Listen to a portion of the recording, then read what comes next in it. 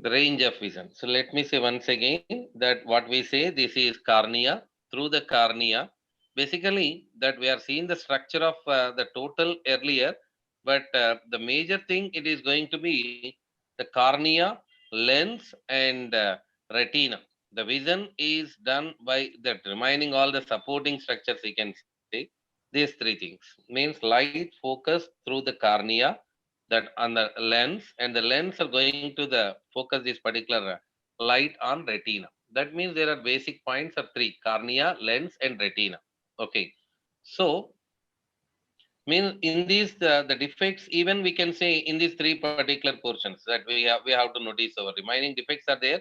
Vision defects depends on these particular area: cornea, lens, and retina. Let us see the accommodation process here. Accommodation, how it can be seen, as this is the cornea. Okay, if the object is nearer, the object is far. So let's see the differences here. Then object is coming nearer, you can see that the lens will become almost the spherical or oval. The lens are becoming almost spherical or oval. When if object is here like this, the lens will become thin. For these, the suspensory ligaments and the muscles of the particular associated with the ciliary body is going to be helpful for. This is called accommodation. To focus the light, that lens may become thin or lens may become oval or spherical. Okay, that is based upon this particular light focus, that adjustment of the lens we can see. So when you see an object far distant, so that all that two extreme extents I am showing here. When have you noticed over that when the particular object very closer you are watching, our elders say that don't watch the TV very near. Why? That means you have to pay some effort here. The lens are going to become that much oval that we need to pay some effort. Over a period of time we feel eye pain. Okay, so what is meant by optimum distance? Optimum distance means lens no need to adjust themselves. A particular distance where there is no need to adjust themselves, that in free way that can focus the light on the retina. So that what you can say the optimum distance. So when you see with optimum distance, there is no effort to need to be paid for the lens. So all these issues we can say it as accommodation. It as accommodation. Okay, so vision problems may be from here. That means sometimes the cornea becomes much and much thicker. That we can say that condition called cataract. Okay, sometimes the lens may not focus properly. When lens may not focus properly, that is going to be the problem of far vision or near vision problem, or far the distant vision problems will come over. That only we are adjusting with our concave and convex lens, which you learn in your physics classes. That is to adjustment lens, that when these particular muscles and suspensory ligaments can't make them the proper reflection on the retina, we are using that they have different kinds of lens, concave or convex lens for that particular. Okay, then that means a person, a general problem is having this in this area only, lens focusing area. Okay, and imagine if there is a problem in this area, that means in the cone cell and rod cell, that is going to be much difficult here, that people will become blind. In that people maybe see cornea normal, lens is there, but the chemical reactions which should happen here, that may not happen. Okay, now let's take a look here. Accommodation, we just need to understand accommodation with due respect to lens. Accommodation is due respect to lens. Now let us see what is happening at retina mechanism of vision we are talking about. As now it is clear that through the cornea light rays will come and will be focused by the lens, minimizing this area. Now when it is fall down on retina, what happens, that we have to see here. What happens on retina? In retina we are seeing there are three layers by which is spread over. One is ganglion. What is ganglion? We know what is ganglion, aggregation of the cell bodies, we can say ganglion. And other is bipolar layer. bipolar layer. That means bipolar neurons. And the next is going to be the cone cells and rod cells. As we said, red and green and blue kind of cone cells are present. Now I am explaining this with this particular cone cell. And besides this, we'll see a pigmented layer of retina. And that after that, you can see the choroid. If you remember, we are seeing all this in last class. Choroid. And the finally, the outermost, the white of the eye, that is sclera. Okay. So just now in this class, I am trying to focus only that area where the vision is possible. Okay, the remaining aqueous humor, vitreous humor, that I'm not going for all of them. Now let us see the sequence. So first the light comes to the cornea. Okay, then focused on the lens via aqueous humor. Then via vitreous humor. Through the vitreous humor, light will come here. Now let me use the red color for the passage of the light. So light will come here. Nothing happen when it fall down on the ganglionic layer. Nothing happen when it goes to the bipolar neuron. Then here it makes some chemical changes.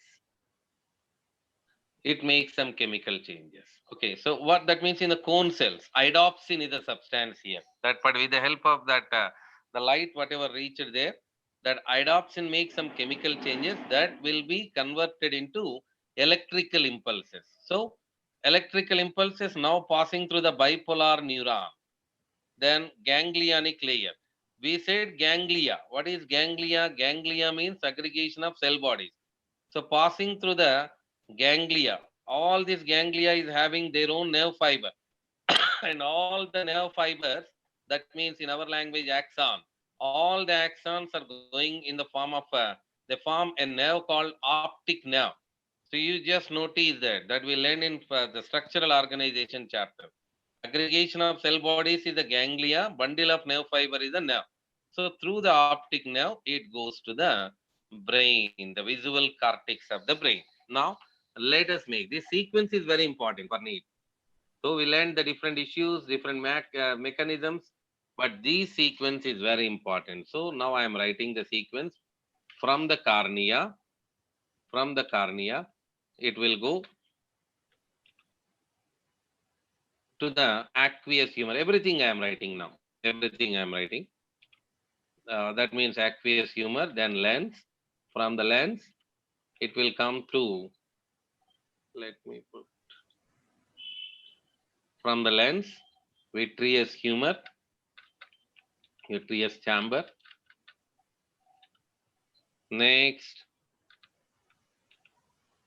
you can help me if you understand. Ganglionic layer, it will go to the ganglionic layer. Nothing happens there when it moves to the ganglionic layer. Then bipolar neuron, then after it will go to the bipolar neuron.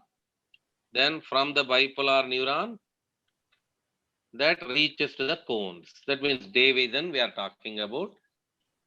Okay, so cones. So chemical changes happen in the cones. That whatever the chemical reaction is converted in the electrical reaction will come to bipolar neurons. Again, that means bipolar neurons will take that. Then from there, from bipolar neurons, it will go to the ganglia. Now it will go to the ganglionated layer.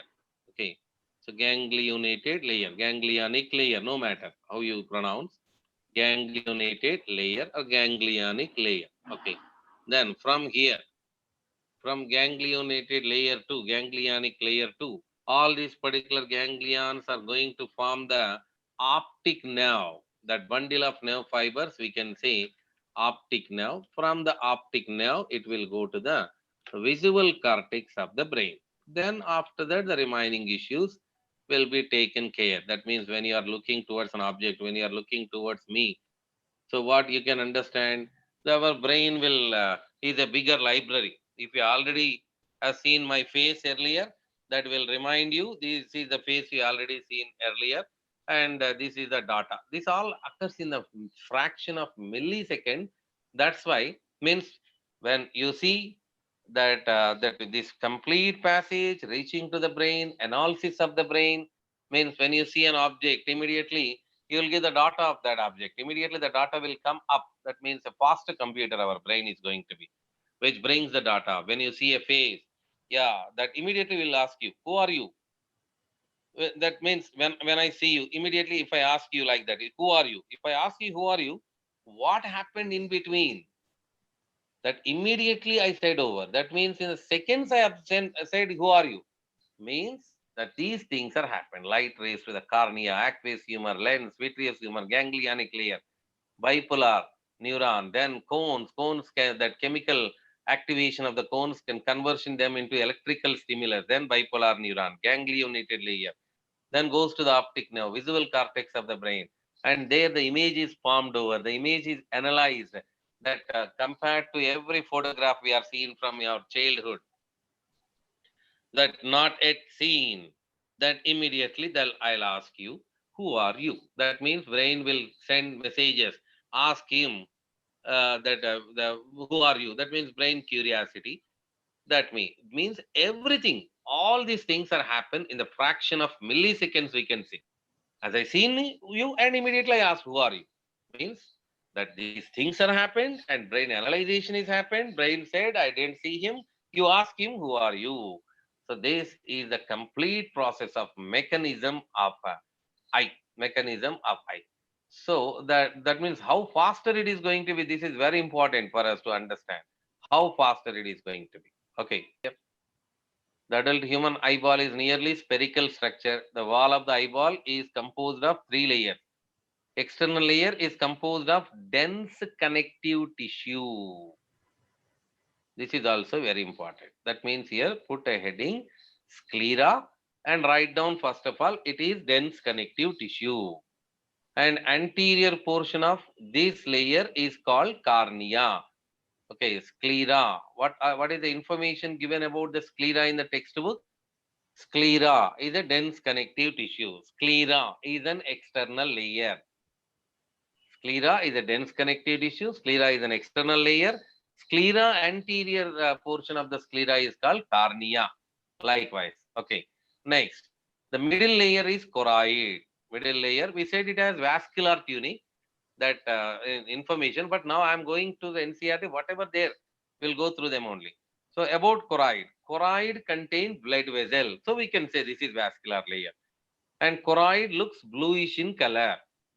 And choroid is thin. Over the posterior two-thirds of the eyeball, choroid is distributed.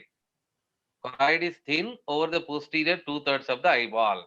Choroid is thick at the anterior part. The thicker portion of the choroid is called as ciliary body.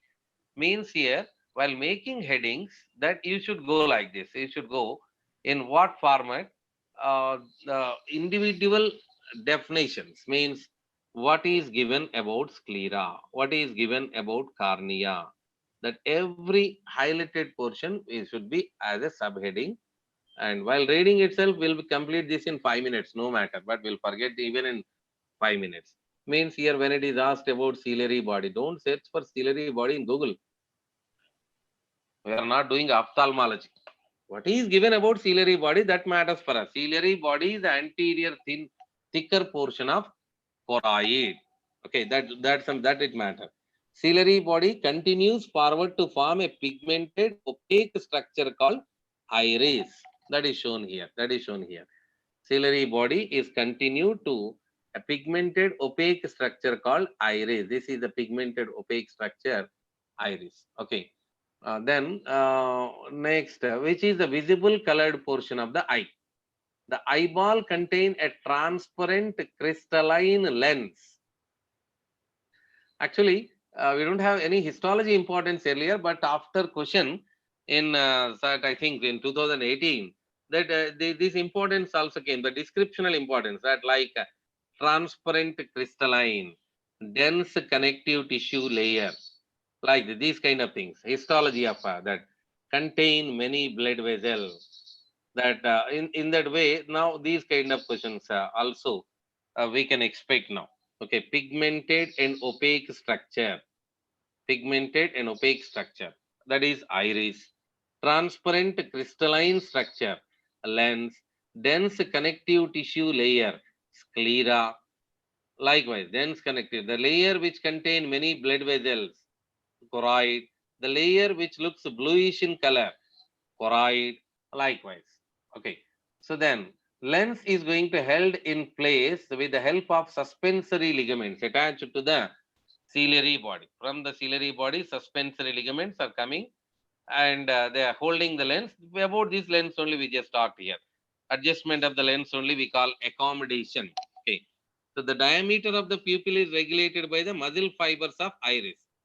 The ciliary muscles which are present in the present in the ciliary body, which are regulating this particular diameter. That means here if light is more light, what happens? The ciliary body will come nearer and will make that narrower. Pupil will become smaller. When the light is less, what will do? The ciliary body will go back, and which makes the elaboration of the pupil, which makes the ciliary body will go back, and the pupil will be extended over. Okay, so that is their personal adjustment that makes the based on the presence of light. Next, talking about inner layer of retina. Inner layer of retina. Retina contains three layers, that are neural cells, inside to outside. That means from here to here, inside to outside. First ganglionic cell, then bipolar neuron, then cone cells or rod cells, photoreceptor cells. We use it to say photoreceptor cells. There are two types of photoreceptor cells, cones and rods. They contain light sensitive proteins called photopigments.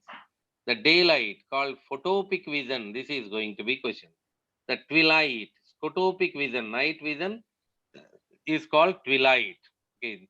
And rods contain purplish red protein. This description now became very important nowadays. That means because of that question after 2018. So purplish red protein, rhodopsin, are visible purple, which contain a derivative of vitamin A in the human eye. There are three types of cones are present, red, green, and blue, which we said. Sensations of the different colors are produced by the various combinations of these cones and their photopigments. When these cones are stimulated equally, that a sensation of white light is produced. When all the cones are stimulated equally, which results, that is going to be question here, white light. Okay, optic nerves leave the eye and retinal blood vessel, enter at a point medial and slightly above the posterior pole of the eyeball. The photoreceptor cells are not present in that region. Hence, we call the blind spot, optic disc. We say that blind spot. This is a blind spot. Okay, now moving on. The fovea at the posterior pole of the eye, lateral to the blind spot, there is a yellowish pigmented spot called macula lutea. Let me show you the macula lutea. This is the macula lutea with this central portion, fovea centralis, we can see.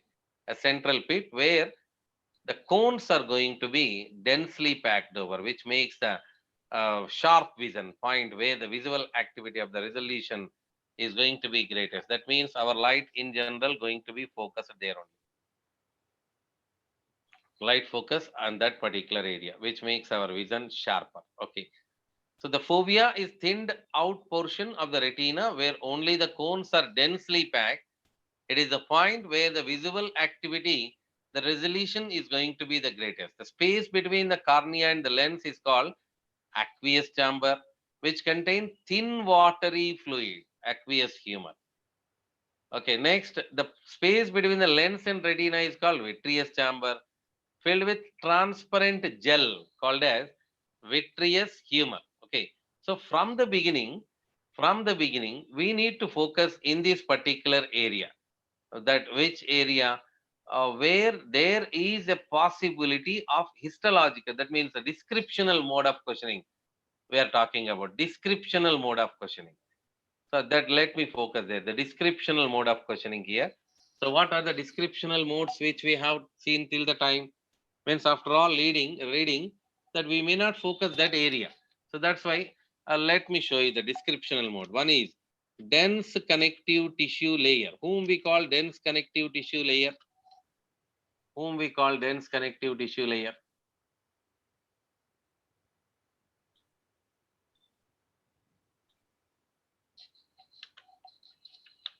So dense connective tissue layer is going to be sclera. Okay. Next, anterior portion of the sclera is cornea. Okay. Next, a layer contain blood vessels. That is next histology description made. Like question here, the layer contain many blood vessels. Who is that layer which contain many blood vessels? Choroid which contain many blood vessels. Layer looks bluish in color. The layer looks bluish in color. Choroid itself looks bluish in color. Okay. So thick anterior portion of the choroid. Thick anterior portion of choroid. That is going to be another description based question. Okay. Next, pigmented and opaque structure. Pigmented, opaque. Opposite to the transparent, we can say opaque. Granules can be seen. Or pigmented, opaque structure. What is the pigmented, opaque structure? Iris. Iris said to be pigmented, opaque structure. Okay. Next, visible colored portion of eye. This is another question. Visible colored portion of eye. One more colored portion we are seeing above. Looks bluish in color. That is choroid. But this is the visible colored portion. Visible colored portion of the eye. Who is that visible colored portion of the eye? Iris is a visible colored portion of the eye. Okay. Next, the another description based question. Transparent crystalline. Transparent crystalline structure. Transparent crystalline structure. What do you say that as? Lens. Transparent crystalline lens. Okay. Next, after that, three layers. Three-layered structure. Means what you can say that retina, three-layered structure is going to be retina. Okay. So these kind of descriptional based questions, simple. When we are completed, it seems to be very simple. No doubt about that. This is simple even. But when you bring it out, all these things, when you bring all these things out, then only we feel this is going to be simple. Okay, so then some more are there, some more are there. Let us write some more here. That till 8 I wrote. Next 9 we are talking. That 9. Here the photopic vision, twilight vision, photopic, the day vision we can say. Scotopic, twilight or scotopic. I'm giving two separate numbers for them that you'll be able to understand. Okay, so that is one of the other area to be concentrated over. The remaining red, green, blue will remember easily, isn't it? Okay, next, that blind spot, fovea. There also we can see some descriptions are there. What are the descriptions present here? That is posterior pole of the eye, the lateral to the blind spot, there is a yellowish pigmented spot. This is the description based question. Yellowish pigmented spot. Pigmented spot. Okay, so that yellowish pigmented spot we call macula, which contain a central pit called fovea. Densely packed cones. Densely packed cones. Where it is a fovea, a thinned out, the thinned out portion, what you can say, that fovea. Then this is area. This is the most confusing area, which people, after all reading the eye even, then some problems they expect over. So this is the area. The dense connective tissue layer contain many blood vessels, looks bluish in color, thick anterior portion of the choroid. Multiple that structures, many structures are given in description. That's why feel problematic. And no matter of the mechanism of vision, no matter at all. Why? Because in case of mechanism of vision, I'll bring it towards the white portion. That will make you can bring the screenshot of these. Means these are the layer. Means from the student point of view, I'm saying here earlier students are confused in this area. So that's why you please don't confuse. In that way, just made it out. Okay. Then let me raise this. The mechanism, no matter, we are seen already that full sequence. The light rays in visible wavelength focused on the retina through the cornea and lens generate the potentials in rods and cones. Simply, as I said it out, we made a full sequence. As mentioned earlier, the photosensitive compounds, photopigments in the human eyes is composed of opsin, a protein, and retinal, an aldehyde of vitamin A. Retinal is an aldehyde of vitamin A. Light induces dissociation of the retinal from opsin. The chemical reaction we said over in adapsin and rhodopsin, this is what happening. Okay, then results in changes in the structure of the opsin. This causes the membrane permeability changes. As a result, the potential differences are generated in the photoreceptor cell. From there, they go to the bipolar cells, then to the ganglionic cells. From there to the optic nerve. These action potentials are transmitted optic nerves to the visual cortex area of the brain, where the neural impulses are analyzed and the image formed on the retina is recognized based on the earlier memory and experience. So this is a structure of eye. Okay, so finally I close here. This is cornea, anterior part of the fibrous tunic. The remaining, what do you say? The posterior part of the fibrous tunic is called sclera. Okay, then choroid, posterior part of the middle layer that we can say the vascular tunic, we can say choroid. Okay, then choroid thin and posteriorly, thick anteriorly, which form the ciliary body. Okay, next the ciliary body is a layer which the holds the ligaments with the help of suspensory ligament going to hold the lens, and from the ciliary body itself the iris came out which covered the lens, and left out portion we say pupil, and the innermost layer nervous tunic we can say that is retina. Okay, retina contain three layers we said. Retina contain gangliolated, bipolar, and cones and rod cell, photopigmented cells. Okay, this is the total story of the eye. Okay,